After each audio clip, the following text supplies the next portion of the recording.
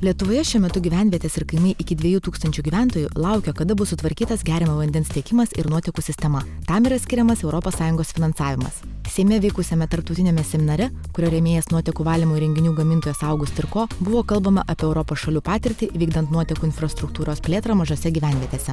Europos komisijos konstatuota, kad Lietuva yra viena iš geriausiai besitvarkančių nuotekas ir geriausiai tiekianti vandenį šalis gyvenvietėse virš 2000 gyventojų. Tose gyvenvietėse, kur yra mažiau negu 2000 ir kaimuose, mes turim visiškai priešingą situaciją. Tik tais 60% gyventojų tokių gyvenviečių turi galimybę turėti centralizuotai tiekiamą vandenį ir tik tai 40% turi nuotekų galimybę. Pats svarbiausias momentas, teisingai komiteto pirmininkas paminėjo šiandien, yra priimti naujos redakcijos vandentvarkos įstatymą, vandens ir nuotekų tvarkymo įstatymą, todėl kad negalėsime naudotis ES paramą, jeigu mes turėsime įmonės, kurios nevykdo sąnaudų susigrąžinimo principą. Kitaip sakant, paprastai kalbant, jeigu mūsų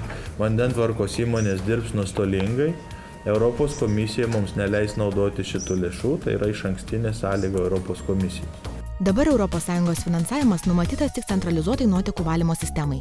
Vienam asmeniui skiriama 15 000 litų, tačiau mažose miesteliuose neverta investuoti į vamzdynus, kurie sudaro didžiąją dalį tokių projektų biudžetų.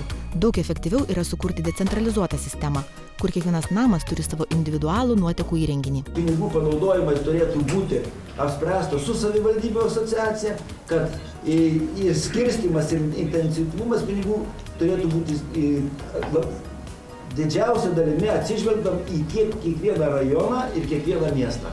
Decentralizuota nuotekų valymo sistema gali ženkliai sumažinti nuotekų valymo išlaidas.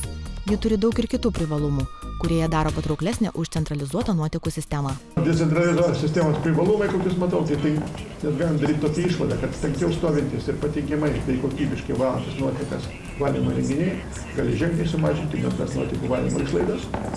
Ir atsisakius kloti vamzdynus, galima sutaupyti net iki 70% visų kaštų. Trūkstant lėšų, projektą galima įgyvendinti įvairiais etapais. Taip, tas visas laikas projektas gali būti vystomas. O jeigu jau centralizuota sistema, ten turi iškart viską pastatyti, kitaip tai neveiks. Arba bus valykla, nebus tinklų, arba bus tinklai, nebus valyklos. Tai turi viską pastatyti, reikia turėti didesnį kiekį pinigų iškart. Geriamojo vandens tiekimo ir nuotekų tvarkymo įstatymo pakeitimuose jau numatomos decentralizuotos nuotekų valymo sistemos. Kad jas būtų galima finansuoti, reikia parengti ir patvirtinti naują statybos techninio reglamento redakciją bei sugriežtinti į aplinką išleidžiamų nuotekų užterštumo normas.